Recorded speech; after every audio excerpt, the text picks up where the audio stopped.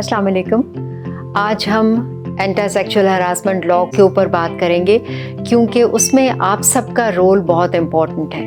Management या inquiry committee कुछ भी चाहे या कुछ भी कर ले, अकेले माहौल को बेहतर नहीं कर सकते जब तक आप सब उनके साथ शामिल ना हो।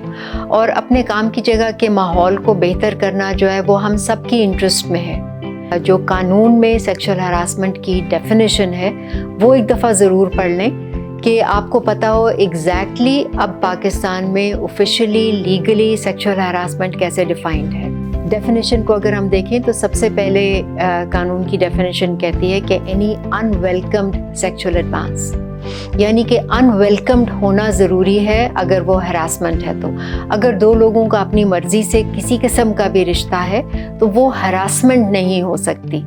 अच्छा है या बुरा है ये हम नहीं कह रहे, लेकिन अनवेलकम्ड होगी तो हरासमेंट होगी।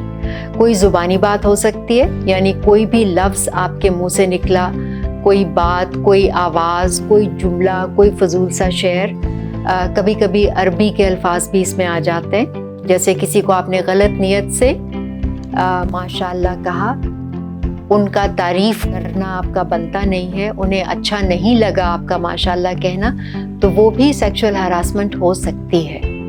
उसके बाद कुछ लिख के किसी को कहना, कोई रिटन कम्युनिकेशन, यानी कि कागज़ पे कुछ लिख के दिया, टेलीफोन में टेक्स्ट मैसेज, कोई इस किस्म के बहुत गलत किस्म के आ जाते हैं, जिनसी नौइयत के बहुत से ज़राए हैं आजकल कम्युनिकेशन के। किसी तरीके से लिख के कुछ आया तो वो आपको बुरा लगा, जिनसी नौइयत का है, वो सेक्सुअल हरासमेंट होगी। कभी कभी ज़ुबानी और लिखे हुए के कॉम्बिनेशन आ जाते हैं, कभी तस्वीरें आ जाती हैं जिनसी नौइयत की जो आपको अनकंफर्टेबल करती हैं। तो ये सब चीज़ें इसकी डेफिनेशन में। उसके बाद ये कहता है कि physical conduct of a sexual nature, यानी आपने किस नज़र से किसी को देखा वो सेक्सुअल हरासमेंट में आ सकता है। गलत नज़र से आपने किसी को देखा, दूसरा इंसान अनकंफर्टेबल हुआ तो दैट इज़ इंक्लूडेड। और वहाँ से लेके फिर किसी को चुटकी काट ली, जिस्म किसी के साथ रगड़ के गुजर गए, and it goes all the way up to sexual assault. So घूरने से लेके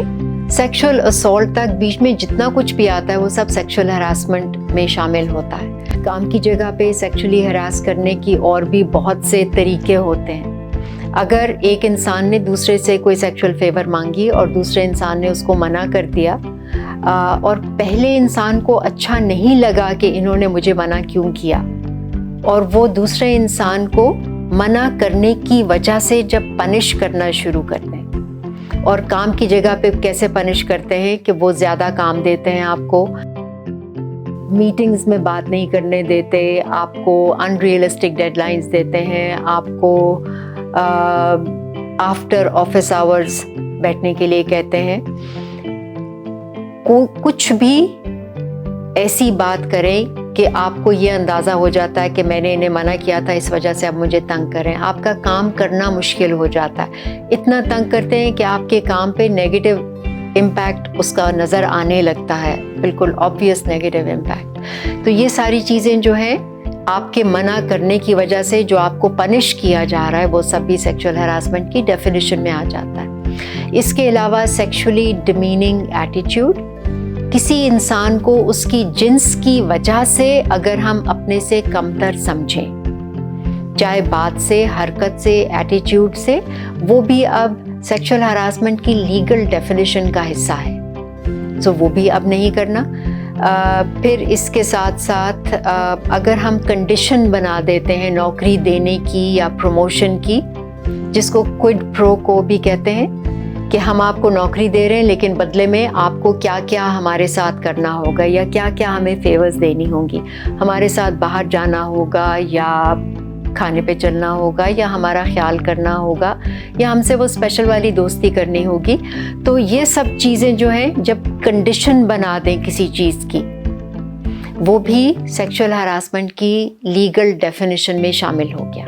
अब वक्त आ गया है कि अगर कोई भी हम में से हरासा हो तो हमें बोलना ज़रूर है, ताकि हरास करने वाले इंसान को रोक सकें।